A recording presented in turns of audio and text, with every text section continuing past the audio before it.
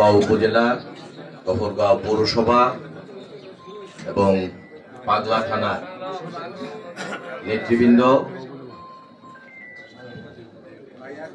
উপস্থিত ময়মনসিংহ দক্ষিণ জেলা বিএনপির যুগ্ম আহ্বায়ক, আপনাদেরই সন্তান, সাবেক ছাত্রনেতা, ময়মনসিংহ দক্ষিণ জেলা বিএনপির নির্বাচিত সাংগঠনিক সম্পাদক, যুগ্ম আহ্বায়ক, আজকের অনুষ্ঠানের প্রধান অতিথি জনাব আলমগীর মাহমুদ আলম, উপস্থিত আছেন ময়মনসিংহ দক্ষিণ জেলা বিএনপির সদস্য সচিব, সাবেক ছাত্রনেতা,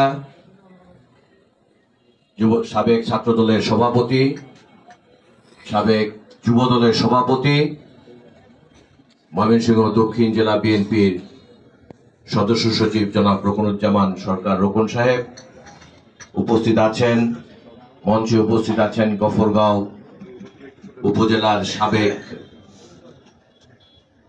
আহ্বায়ক জনাব সিদ্দিকুর রহমান সাহেব, পৌর বিএনপির আহ্বায়ক জনাব ফজলুল হক সাহেব, উপস্থিত আছেন পাগলা থানার সাবেক আহ্বায়ক ডাক্তার মোফাজ্জল ইসলাম রানা, সাবেক দক্ষিণ জেলা বিএনপির যুগ্ম আহ্বায়ক,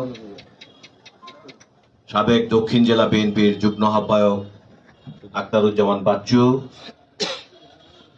আমাদের আলম ভাই এবং ফাত্তা ভাই, উপস্থিত গফরগাঁও পাগলা এবং পৌরসভার সাবেক কমিটির সদস্যগণ, যুগ্ম আহ্বায়কবৃন্দ, আসসালামু আলাইকুম। আপনাদের সকলকে ময়মনসিংহ দক্ষিণ জেলা বিএনপির পক্ষ থেকে সংগ্রামী শুভেচ্ছা ও অভিনন্দন জানাচ্ছি। দীর্ঘদিন পরে আমরা ময়মনসিংহ দক্ষিণ জেলা বা ময়মনসিংহ জেলার নেতৃবৃন্দরা আমরা গফরগাঁও বসে মিটিং করার সুযোগ পেয়েছি। আগের যে আপনাদের কমিটি ছিল, সব কমিটির মিটিং আমাদের ময়মনসিংহ শহরে করতে হয়েছে। আমরা দীর্ঘ 17 বছর আন্দোলন সংগ্রাম করে এই 5ই আগস্টে আমাদের কাছে সেই বিজয় এসেছে।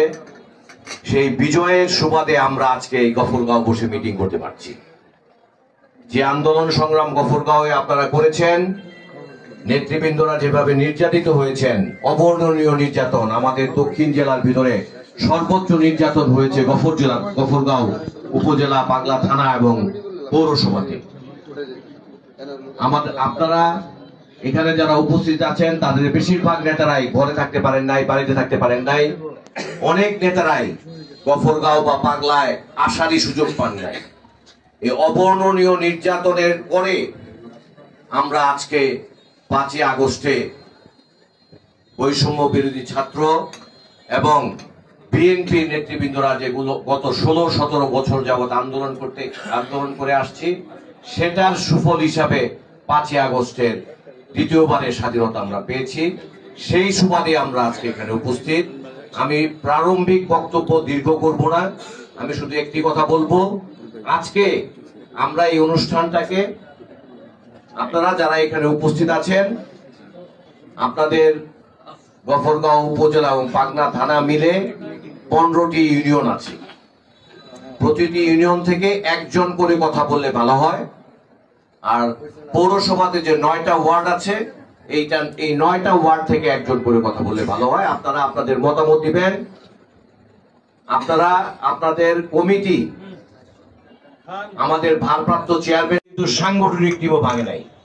আমাদের দলের যে বর্তমানে সর্বোচ্চ নেতা, উনি আপনাদের 3টা কমিটি ভেঙে দিয়েছেন। আপনারা কমিটি কেন ভাঙলো সেই ব্যাপারে আপনাদের সকলেরই ধারণা আছে। আমরা আপনাদেরকে নতুন করে বলতে চাই না। আপনারা যারা বক্তব্য রাখবেন তারা শালীনতার সহিত বর্তমান সমস্যাটাকে উঠিয়ে ধরার চেষ্টা করবেন। কমিটি হয়, কমিটি ভাঙে, আবারও নতুন করে কমিটি হয়। কিভাবে কি করলে আমরা গফরগাঁও উপজেলাটা থেকে আমাদের বিএনপিকে শান্তিপূর্ণ বিএনপি হিসাবে তৈরি করতে পারবো, শক্তিশালী বিএনপি হিসাবে তৈরি করতে পারবো, আপনারা সেইটার সাজেশন রেখে বক্তব্য রাখবেন। কাউকে ঘায়েল করার জন্য কথা বললেন না। আরেকটা কথা, কেউ কোনো কাউন্টার দিবেন না কারো বক্তব্যে। সবার অধিকার আছে, গণতান্ত্রিক অধিকার আছে, যে কিছু সবাই বলতে পারবে, যার যার মতামত ব্যক্ত করার অধিকার আছে। এটা কাউন্টার দেওয়ার কিছু নাই।